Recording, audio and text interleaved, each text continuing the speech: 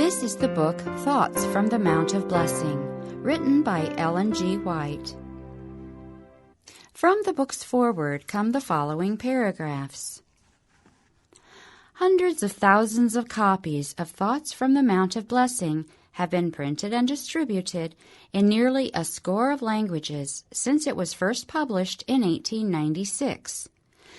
In English-reading countries, several editions with identical textual content, but with variation in format and pagination, have been widely distributed.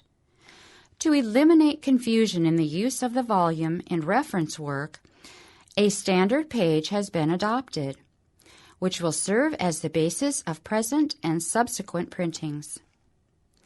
In several former editions, in an endeavor to achieve a certain format, selections from verses of poetry were, with the consent of the author, inserted by the publishers in a number of places throughout the text. In this edition, only poetry selected and made a part of the text by the author herself is retained.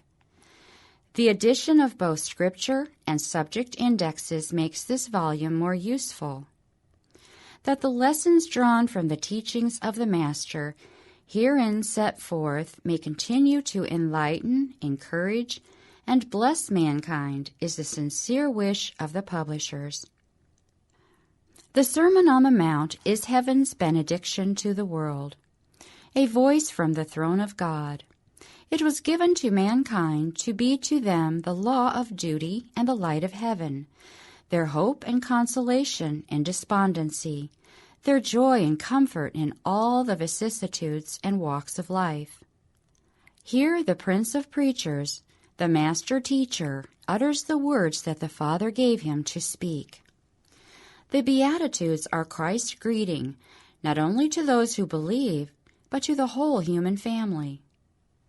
He seems to have forgotten for a moment that he is in the world, not in heaven, and he uses the familiar salutation of the world of light. Blessings flow from his lips as the gushing forth of a long-sealed current of rich life. Christ leaves us in no doubt as to the traits of character that he will always recognize and bless. From the ambitious favorites of the world, he turns to those whom they disown, pronouncing all blessed who receive his light and life. To the poor in spirit, the meek, the lowly, the sorrowful, the despised, the persecuted, he opens his arms of refuge, saying, "Come unto me, and I will give you rest." Christ can look upon the misery of the world without a shade of sorrow for having created man. In the human heart, he sees more than sin, more than misery. In his infinite wisdom and love, he sees man's possibilities, the height to which he may attain.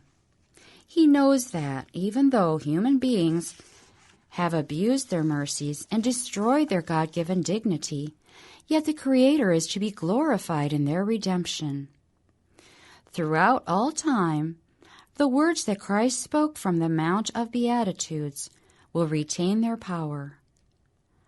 Every sentence is a jewel from the treasure house of truth. The principles enunciated in this discourse are for all ages and for all classes of men.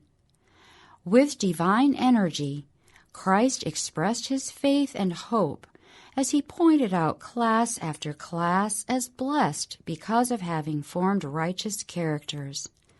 Living the life of the life-giver through faith in him, everyone can reach the standard held up in his words.